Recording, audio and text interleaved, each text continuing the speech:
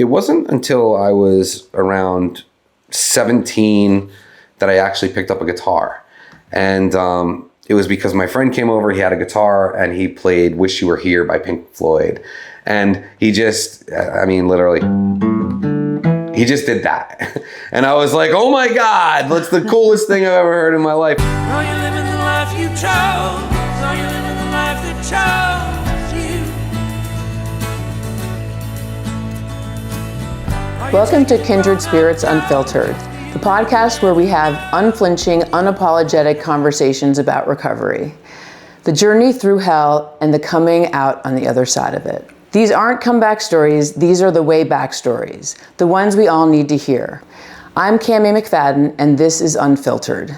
Today I'm super excited to sit down and speak with Al Pascarelli, the founder of Connecticut's own The Moonrise Cartel. Al is a former ad agency creative director who has worked with some of the biggest brands in the world, an author, a designer, a songwriter, a singer, and an all-around creative force of nature. I've been hearing good things about the Moonrise Cartel. Heard Al speak about his recovery on stage, and he said he'd be happy to come here and share his experience, strength, and hope with us. Please help me welcome Al. Thank you. The fun part. Yes, yay. All right, Al, so you just celebrated 7 years of sobriety. I did.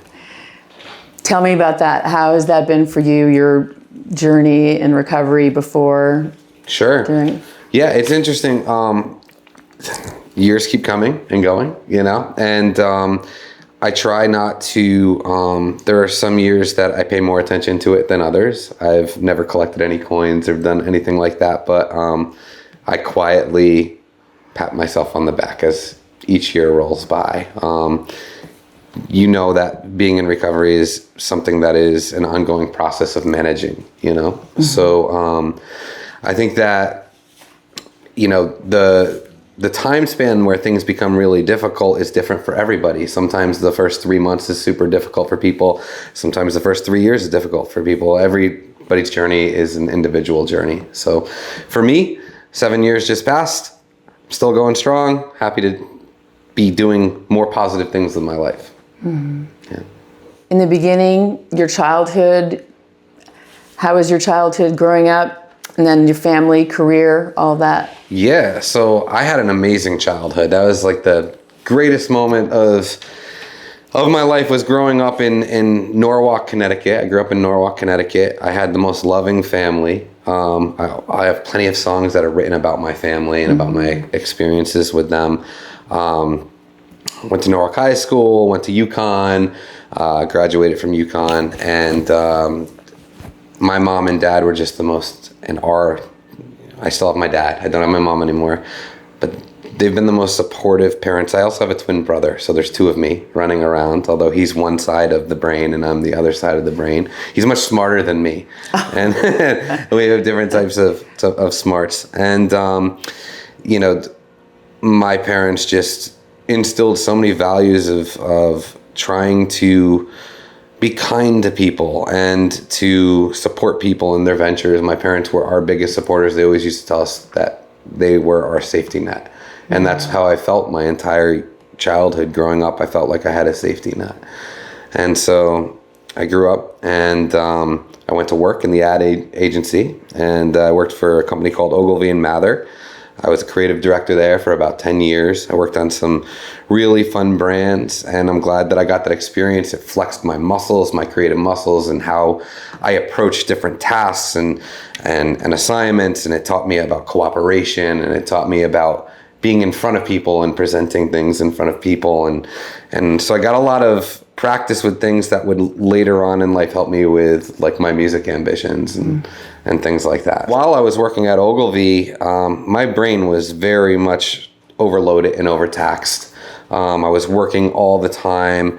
I was, trying to be hyper creative all the time. And one night I'm out on a balcony and I'm crushing a cigarette and it just feels wrong. For some reason, I'm not understanding why it feels wrong, but I'm out there and I'm crushing it, and it takes me 3 hours out on that balcony to crush this cigarette.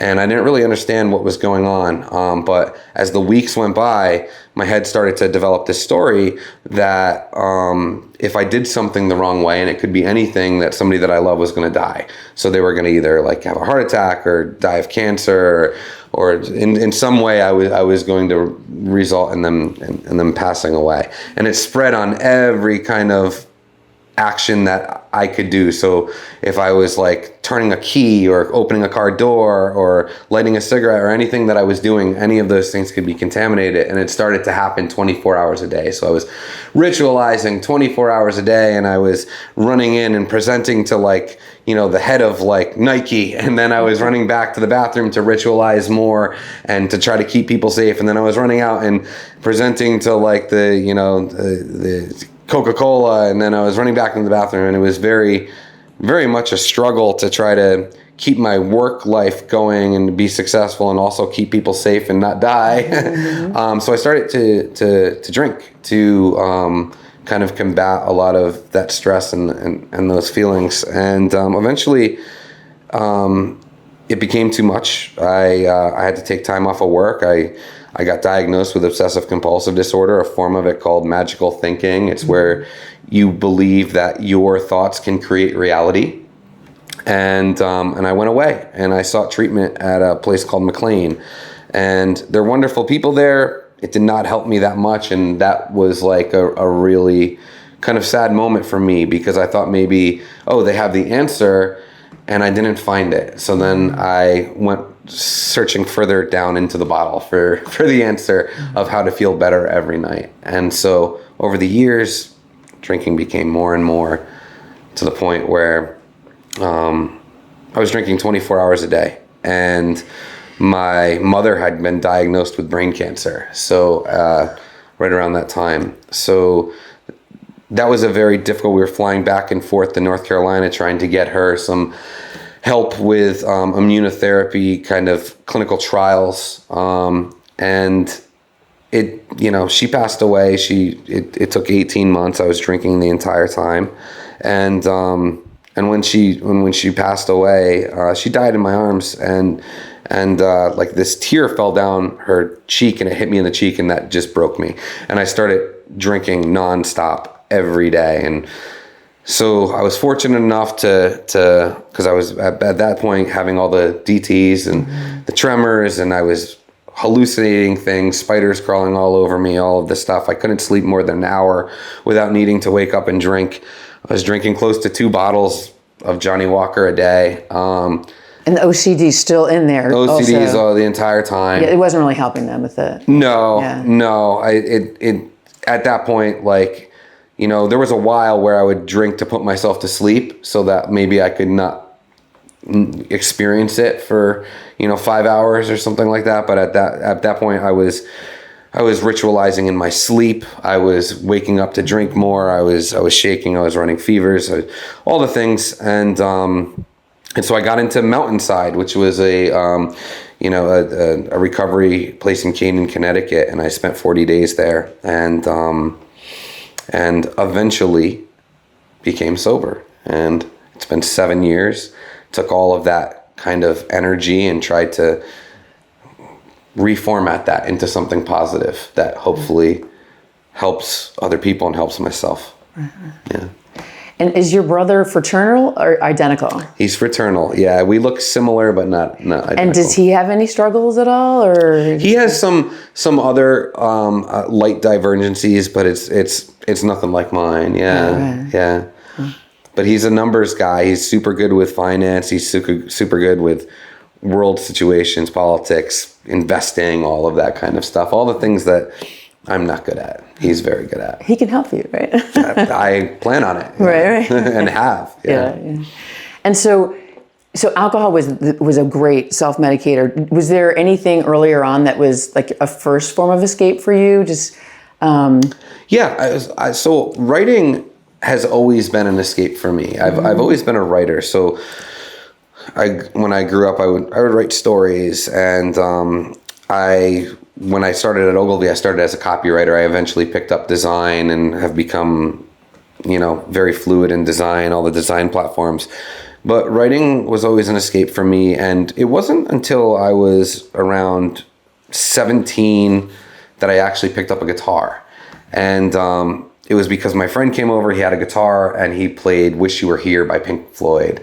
And he just, I mean, literally, he just did that. And I was like, oh my God, that's the coolest thing I've ever heard in my life. I need a guitar, you know? And so my mom got me a guitar. She was the one who bought me my first guitar. And I had very little interest in learning covers. I immediately learned chords and tried to start writing songs.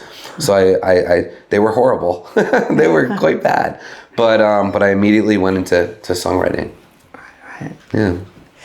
I saw your YouTube video on obsessive compulsive disorder. It was really powerful. I mean, it really gave me the sense of what you went through and the struggle. I don't know, for me it was palpable. And I know, as a recovering alcoholic, we do have obsessive thinking, and I've had my struggles here and there, but when I heard, mine is nothing compared to yours, and I know how painful that was for me. And so when I heard yours, it just was very moving. And was there anything that came from that would you change anything, or would you add something now to that video that you made? Or that's a really good question.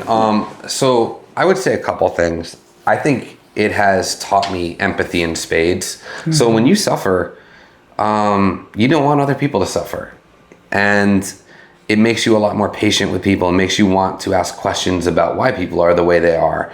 When I was younger, I would just label a person a jerk or something like that. And as I'm older, and I'm still learning this lesson, but you start to understand that being alive is hard sometimes. Like, being a human is hard sometimes. It's worth it. And there are beautiful moments, lots of beautiful moments of taking part in being a human, but it's also very difficult sometimes. And so you don't know the person that has road rage and is like flipping you the middle finger or whatever. Like, you don't know what they're going through in that exact moment. So it taught me to, in many ways, depersonalize when people are like attacking me or something like that, and to think, oh man, they're really going through it, and that's not to say to be a punching bag. Of course, I'll always defend the people that I love and myself, and I'll stand up for what I believe, but it makes me more patient with people. So that's one thing. And then the other thing is just my mind attacks me in hyper creative ways. So any way that it can figure out a way to find a loophole or something like that, it's going to do that. It's going to perform these mental gymnastics to try to get me to ritualize or to think this or that. And as difficult as that is, it also serves you in a creative outlet when you're trying to be creative with songs or with art or whatever you're trying to do. You start looking at things from different perspectives. You start trying to answer questions and look at answers from a different way than you normally would. So it makes you way less formulaic. Right. Yeah. Huh. You said you were at mid-20s when this began? Yeah. And so before that, was there any sort of issues with alcohol or drugs or self-medicating or? No, I drank. Just kind of clicked. Yeah, I drank surprisingly little. In my early 20s and as a kid, and there was a rogue party here and there that you show up to, and you're a high school kid and you get drunk and you make mistakes, but nothing that was anything near the significance or that would showcase any sort of problem coming on. Another question and another way to look at that question also is like, did you see parts of your OCD emerging in your childhood as well, right? Right. Which, if I look back, I can see things, I could see behaviors that would have led me to believe, hey, there's something going on here. But back then, nobody understood. Right. Mental illness is still not understood now. Yeah. So back then, like, people just thought, hey, he's doing something a little weird. Right. And what was that, like when you were a kid? Yeah, so I would like reread things over and over again, like lines, because I didn't feel like it felt right when I read it. At some point I went through a phase where I would compulsively pray in public. I don't know why, but these are like the memories that I kind of have. Maybe like touching something multiple times because I was like, that didn't feel right, and I'd do it again. Right. But my mind hadn't made that connection or that story, because I told you, like, I'm a storyteller, right? So OCD tells you a lot of stories. That part of your brain tells you a lot of stories. So at that point, the story didn't connect that this means if you do it wrong that somebody's going to die. You know, I just knew at that time that's weird, and I would just keep pressing for a little while, and then I would go off and do my thing. Right. Yeah. Huh. So how has getting sober changed your life? I would say that the number one thing, if anybody out there is, you know, thinking about getting sober, trying to make a change in their life, the number one thing, and it's funny how this all comes together in this universe or this cosmos where it all plays kind of together, even meeting you guys. But, you know, I come from a branding background and marketing and stuff like that. Alcohol does a really good job of making you think you are something. So it brands you. Mm-hmm. I don't know who I am without whiskey is the biggest thought that I always had. If I give this up, who am I? Mm-hmm. I've been doing it for so long, and some of us kind of wear it as a badge of honor. Like, oh, you know, like my life is so difficult and I have to drink, and, you know, I'm rugged and all this stuff. And I have this song called Pretty Lies. That's what it is. It's a pretty lie. It's like this fabrication and this fiction that you tell yourself. And for those of you who are wondering who you are without alcohol, you're you. And that's what ends up happening. You get to be you and function more. You don't lose your creativity. You don't lose your spark, your chemistry, your quick wit, or how you are in social situations. I've talked to a lot of people who are afraid that they won't be as charismatic in situations. And I always tell them it's not the alcohol that makes you charismatic. You are charismatic. The only thing the alcohol did is remove some of your inhibitions to be yourself. Right. But it's still yourself. And you'll discover that after enough time. Yeah. And so knowing now what you know, if you could go back and see your 20-year-old self, what would you tell him? I would tell him to buckle up, because it is going to be a ride. Like, I would because I wouldn't, as painful as it's been, the journey with the mental illness and the alcohol and all of that stuff, vast learning experiences, vast opportunities for growth. We don't grow in times where things are good.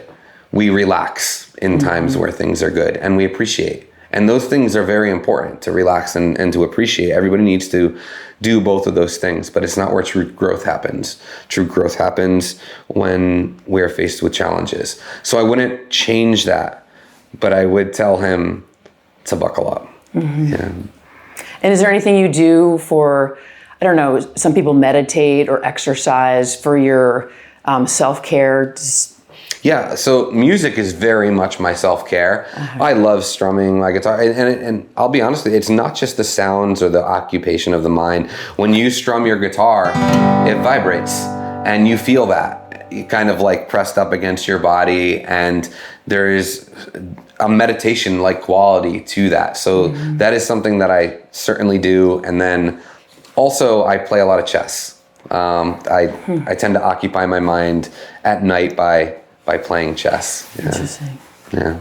I wonder if the vibration also does something to the vagus nerve. Because I know, sure. Yeah, I mean, I know that singing calms you down through the vagus nerve, and that music also. So yeah, they should do a study on that, and they should do a study on like what chords present what responses and stuff like that. You know.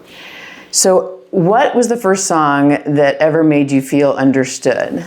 Oh wow. Okay, so that's a great question. The first song that ever made me, I would say there's a couple different answers, because you can feel understood in different capacities. But this wasn't necessarily the first song that moved me to be like, oh, I want to do that. But I consider this one of my favorite songs of all time, and I deeply resonate with the lyrics and the vibe of the song, and that's Don Henley's The End of Innocence. Something about Don Henley, the way he writes lyrics, and notably Bruce Hornsby, my favorite keys player, wrote the main riff for that, the music for The End of Innocence. Don Henley wrote the lyrics. They're two of my favorites. But Don Henley has this amazing quality of being able to write lyrics that make you feel like you were there, and they're so nostalgic, and they're like anybody's memory. And I feel like I try to write songs that anybody can take and apply to their life, and they could be anybody's memory. So like, I listened to Don Henley, The End of Innocence, for the first time, and it kind of caught me off guard, and it was like remembering something that I never knew before. It was weird. I love Don Henley. He's good. Okay, the Moonrise Cartel. The Moonrise Cartel. How did the band come to be? The Moonrise Cartel came to be because one night, shortly after becoming sober, I went to a bar. I was not drinking. And Stephanie was singing in an acoustic duo called Fake ID. And she was there with Scott Williams, who is a friend of mine now. Great band, by the way. Go see Fake ID. And they were doing a duo at this place called Crave, which is right next door to Fairfield Theater Company, Stage One. And I had requested her to sing Wild Horses. And she sang it better than anybody I've ever heard sing Wild Horses. It's just absolutely phenomenal. And so we got to talking afterwards. I didn't even tell her that I was a musician. I told her that I was in advertising, and she did like voiceover work and stuff because she has such a wonderful speaking voice along with singing. So we exchanged contact information, all of that stuff. And when she found me on Instagram, she saw that I was like writing songs and playing these open mics. I just did it for fun. I had no ambitions of becoming any sort of full-time musician or anything like that.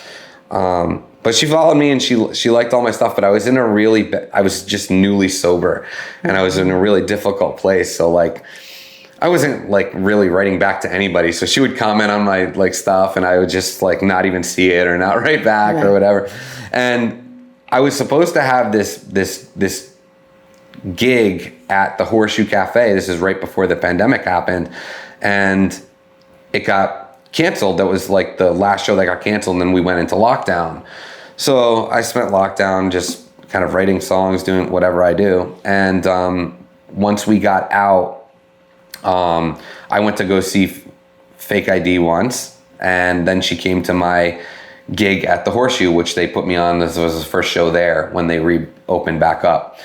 And and she sent me a message, and she was like, "I love your songs. Like, do you ever want to try sitting down? And I would love to sing on them." So I went over to her house one day, and the first song that I played for her was this song called like "See You in My Dreams."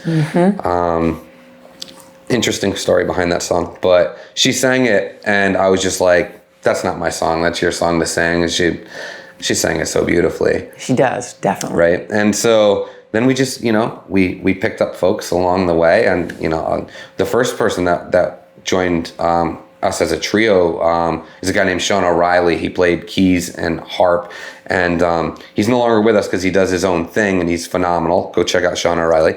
But then we picked up Benj Lefevre from Deep Banana Blackout, and picked up Steve Toby as our drummer, and our most recent addition, Jason Polis, who plays everything. He plays sax, he plays electric guitar, he plays keys, he plays violin. He's our dude. Okay. Yeah.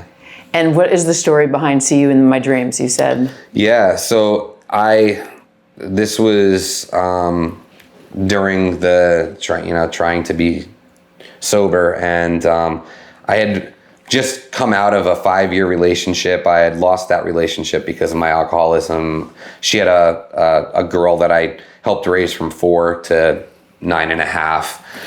Lost her. My hand, I punched the refrigerator because I was angry, and I broke my hand. My dog knocked over my acoustic guitar, the back popped off.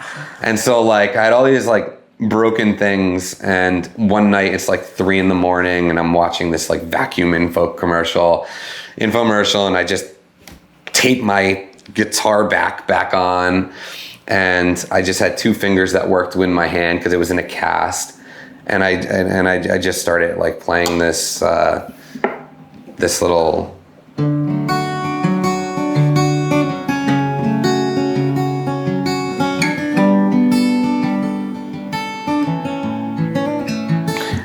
And I wrote the lyrics to say goodbye and thank you to like these people that I lost in this phase of my life that was moving on. And I knew I wasn't going to see a lot of them again. My mother had just died, you know, and my relationship ended and stuff. And so I was saying, I'll see you in my dreams. I'll see you somewhere else. And Beautiful song. thank you. So your logo. My logo. Your moonrise. You're wearing one over there. Jim got it for me as a gift after Nice. the show. We were wondering about this guy here. About the cat, yeah. It is a cat. Okay, It's we a weren't. panther, Okay, yeah. I wasn't sure what type of cat it was. Yep. And the helmet and Yep.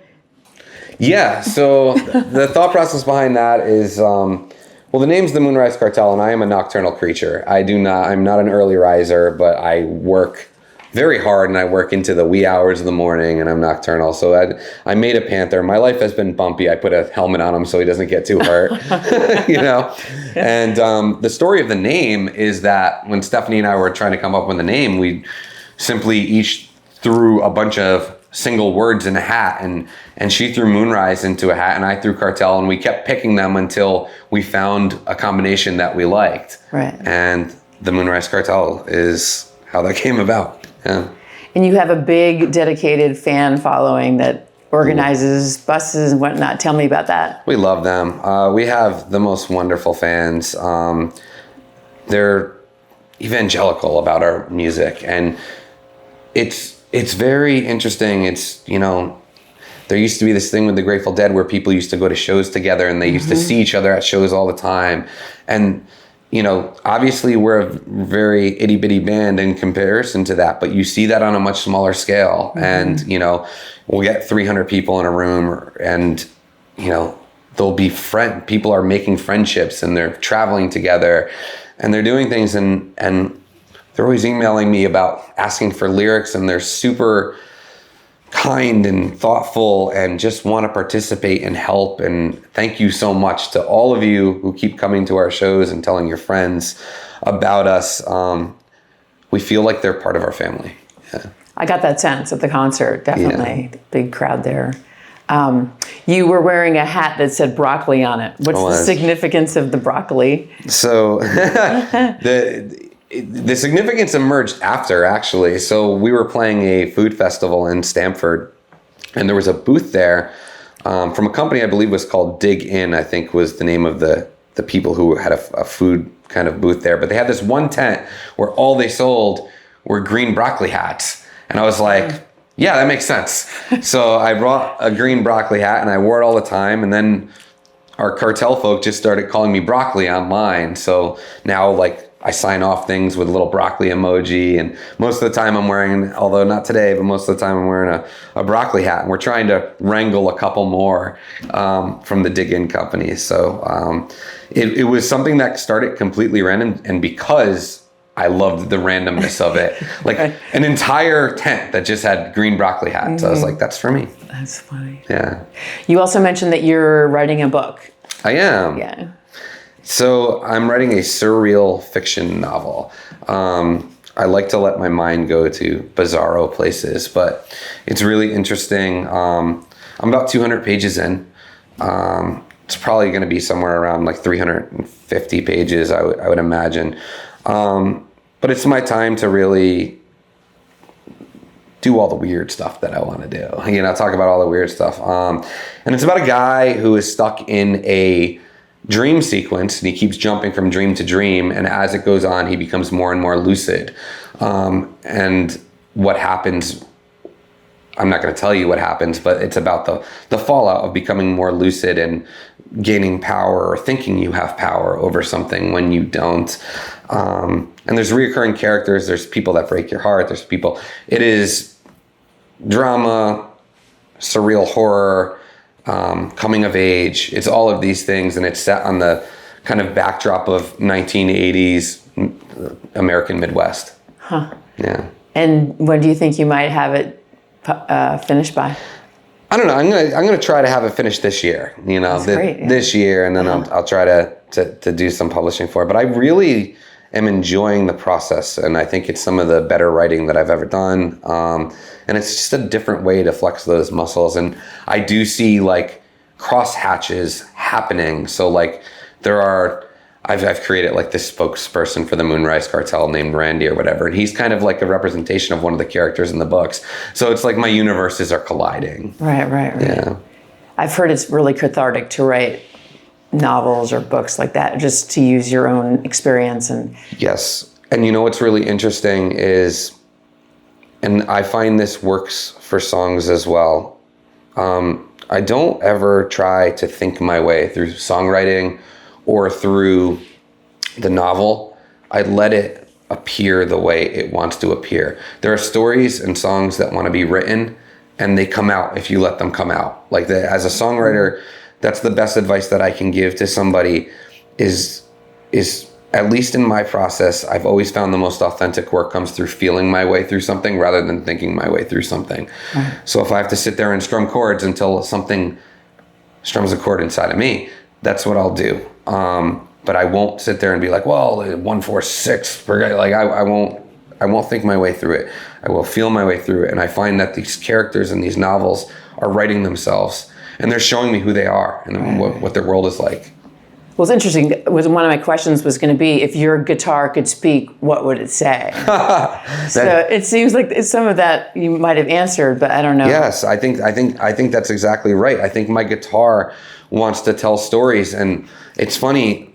I'm not the only person who thinks this. When you go into a store and you could play the exact same model, same whatever, but it'll have a different feel. And I go in and I try to see which one I think wants to tell stories with me. And this one wanted to tell stories. And how old is this one? This one's relatively new. This one was like me treating myself to a guy. I for the longest time was playing with like very cheap guitars, like $300 guitars, and Stephanie finally said to me, look, if we're going to do this and people are actually showing up, you need a proper guitar. So this one's probably like 2 years old or something. And how many do you have altogether? Do you have a collection, or? I don't really. I have 3 acoustic guitars and 2 electric guitars. I have a mini collection. Yeah, but I know people that have 30 guitars. So, yeah. The Myrtle Beach song, love that song. You sang it that night. It was really moving. How do places and memories affect your work? Oh, they're all over my work.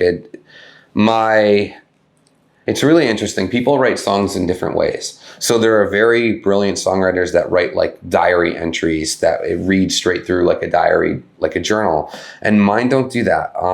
Mine read like snapshots or Polaroid pictures of memories, moments that I was in.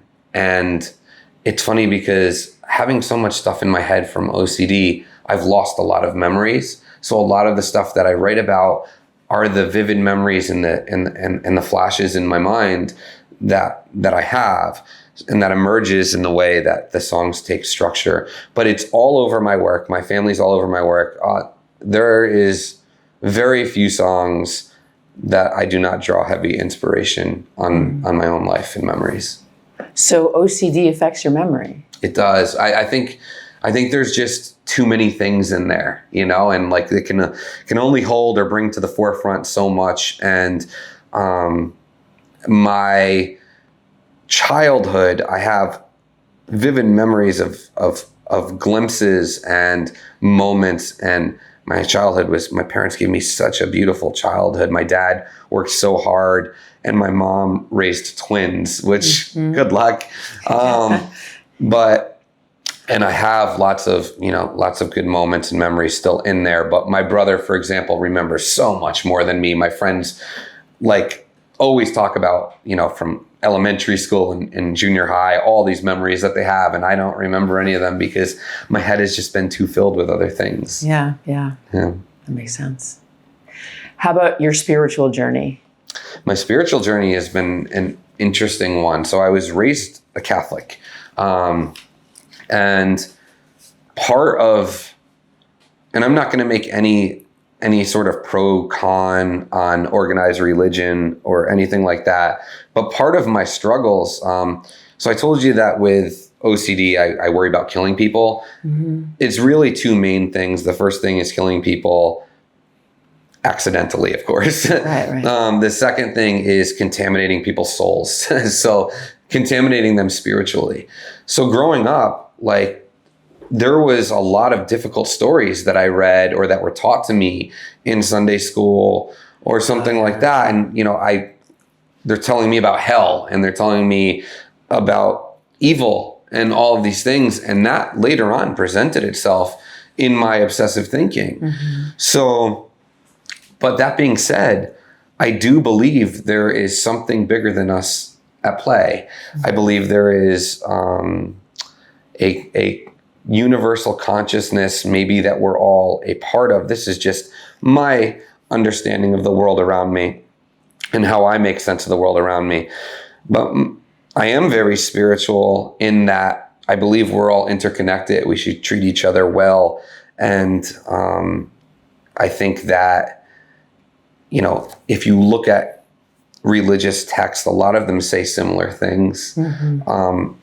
And the golden rule of, like, you know, like even Jesus was like, you know, do unto others as you would do to yourself, you know, cast the first stone. Like, it's all the same thing. Mm-hmm. It's all the same thing told in different stories. What you do to me, to the least of me, you do to me. Mm-hmm.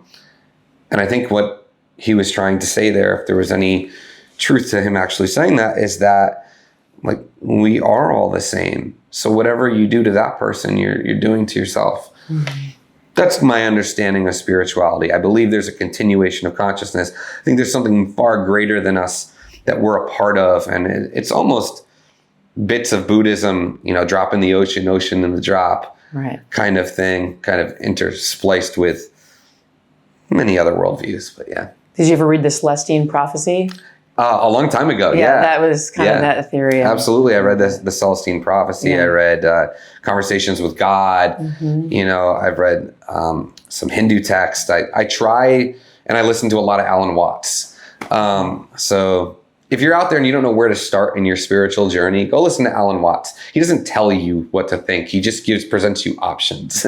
And he kind of takes Eastern thinking and makes it digestible for what the Western mind. And so he's a very good kind of gateway into spirituality as a whole. Well, I was going to ask you, is there anybody, an author, a film or books, or that you are finding inspirational these days for yourself?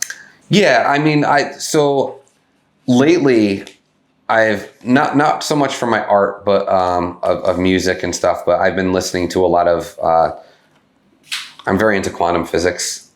And because I want to merge those two things. I want to merge spirituality and science, you know, like that's where my head wants to resolve it. There's lots of people that are trying to do that. There's one guy specifically, his name is Donald Hoffman, that I think is a brilliant dude. And I won't go too far into what he believes, but his is kind of at the intersection of spirituality and science. Super bright guy. When it comes to, like, you'll probably ask me about music rock influences, or should I talk about that now? Sure, yeah, do that now. Yeah. So I've always been into songwriters. My very first kind of obsession with songwriting was with Cat Stevens. And if you watch him, like, he has, I've picked up qualities from him of, like, you know, he could be tender, he could be explosive, he could be all of those things. And he was kind of my very first, but I would say my favorites that I lean heavily into, Van Morrison. I mean, just the soul that comes out of that dude. And a lot of these people, like Van Morrison and Don Henley, they're debatably not easy people to deal with, but they have parts that have resonated with me so much. So Van Morrison, Bruce Springsteen, Don Henley, Bruce Hornsby, Cat Stevens, all the songwritery guys. Yeah. Yeah, I saw Van Morrison at Jones Beach, and he was very crabby and just like, that's it. I'm not doing an encore, nothing, whatever. Yep. But his music, for me too, I love his music. Really. Sometimes you wonder, like, when you actually meet somebody or something, like, how do you write music like that if you're X, Y, and Z? And it's that people are complex. Yeah. There's parts of us that are X and parts that are Y. So, Yeah. All right. So thanks for doing this today. You're welcome. I like to wrap with something I call 5 fast and unfiltered, 5 quick questions, and 5 from the gut answers from you. Answers. Are you game? I'm game. All right, let's do it. Okay, let me get the questions. You can't hold me to any of the answers because I'm just gonna rattle. I have more than 5, so we can go with it. If you could sing or write with anyone living or dead, who would it be? Bruce Hornsby. Hornsby? Yes. All right, Bruce. Come on. All right. What's a venue you don't want to leave this world without headlining? That is a wonderful question, and I know that answer instinctively. It's Red Rocks. I promised Stephanie I would get her to Red Rocks. I am going to get her to Red Rocks. That is one of my 3 main ambitions as a musician. I would love to go to Red Rocks. We will follow you guys there, all right? We will get there. Deal. Okay. What's a lyric you wish you wrote? Oh man, that's a beautiful question. I hate to give repeat answers, but this is the end of the innocence. I heard it and I was just like, oh my God, like I wish I wrote that. And there are times when that springs up, but that was the first one that really punched me in my gut. Yeah. Okay. Desert Island album. Desert Island album. All right. I would say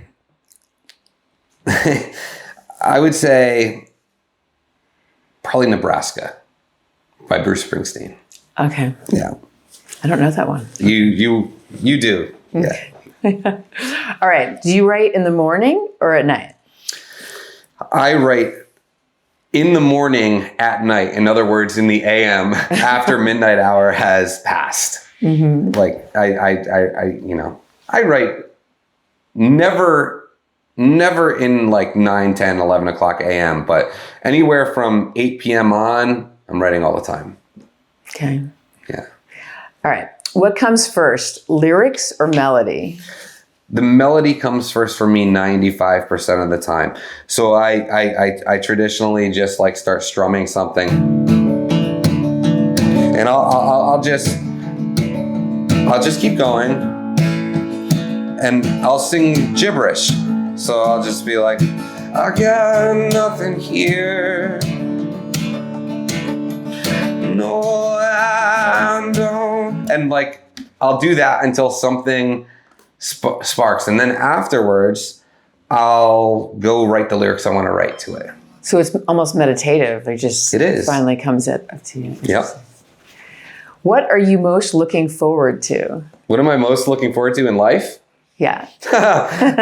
Not a big question. What I'm most looking forward to is being on tour nationally. I think we will definitely pull that off. Experiencing all these venues and these places and having my nephews see all these places. I want my nephews to be able to look out at that.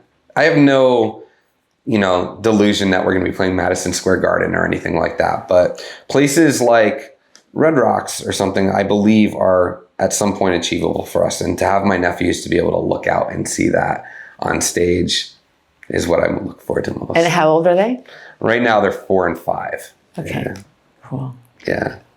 If your music were a place, where would it be? If it were a place? Yeah. Yeah, I honestly think it would be like 1980s, the American Midwest, like in my novel. Like I'm fascinated and love like Waffle Houses and just classic Americana stuff. And I would say that like I dream about places that feel like home, that sometimes when I sleep, and they're always in I don't know, that kind of atmosphere where there's like a rundown barbershop or, something like that. Yeah. Will you share with us where your next shows are so people can look it up and start following you? Yeah. So our next show is, I don't know when this is going to air, but our next show is March 6th at the Fairfield Theater Company. That show is sold out. Thank you, everybody.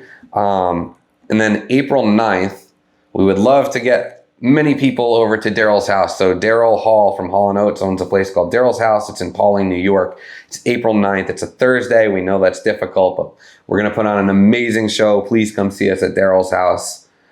We're going to blow the roof off that place. Yeah, we're going to get a table, Kindred Spirits, so we will definitely be there. Let's do it. And we're there Friday also. Let's do it. And then for people to follow you. Yep, it's themoonrisecartel.com. We're on Instagram, The Moonrise Cartel, Facebook, The Moonrise Cartel. We post all of our shows, all of those locations. Sometimes we post songs. There is also the Moonrise Cartel fan club on Facebook, which is run by my friend Wayne. There's some extra access there to like lyrics, and I plan on doing more stuff for those folks who have joined over there. So if you want to join the fan club, the Moonrise Cartel fan club. But yeah, anywhere you could type in the Moonrise Cartel, that's where we'll be. Well, I know Stephanie's here, and it would be great if she could join us. Would that be okay if you sang a song for everybody? Oh yeah, we'll sing a song. I think what we'll do is, in the spirit of Kindred Spirits, we'll sing a song called Goodnight Magnolia. So Goodnight Magnolia is a song I wrote as a response to a song called Hold On Magnolia by a guy named Jason Molina. And he struggled with alcoholism. He ended up passing away from complications of alcoholism, but he was this phenomenal songwriter. He had a band called the Magnolia Electric Company, and he had this beautiful song called Hold On Magnolia, and I wrote a letter kind of back to him called Goodnight Magnolia for him. So that's for him.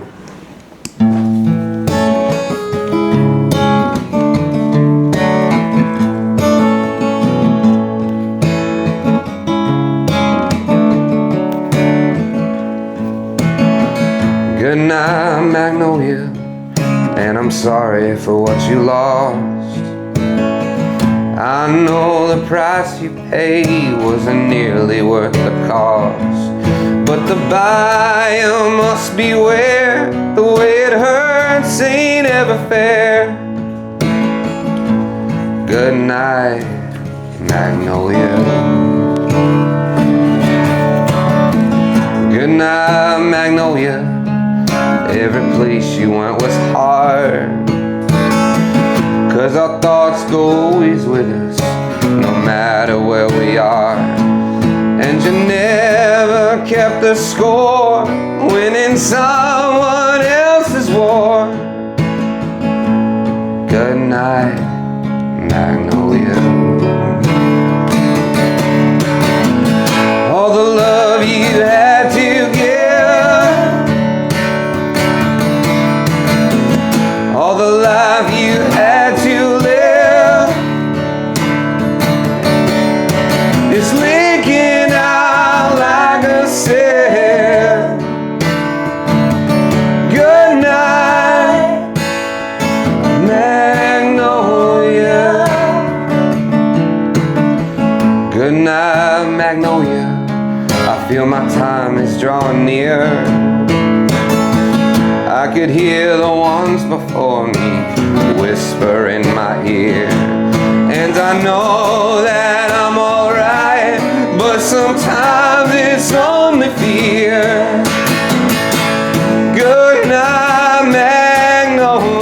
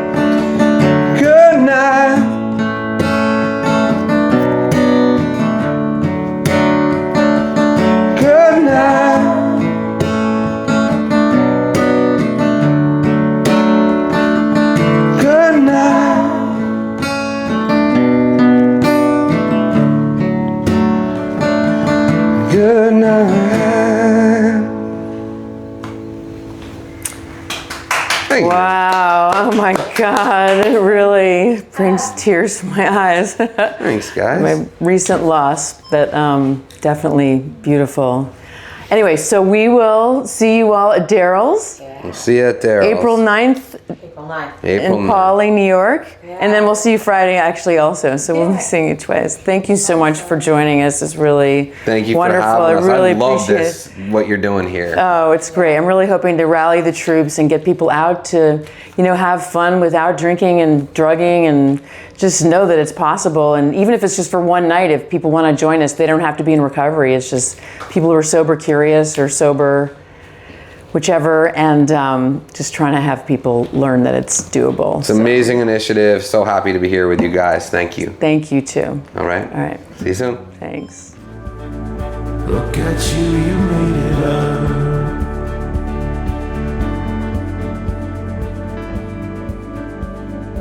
Look at you, you made it up.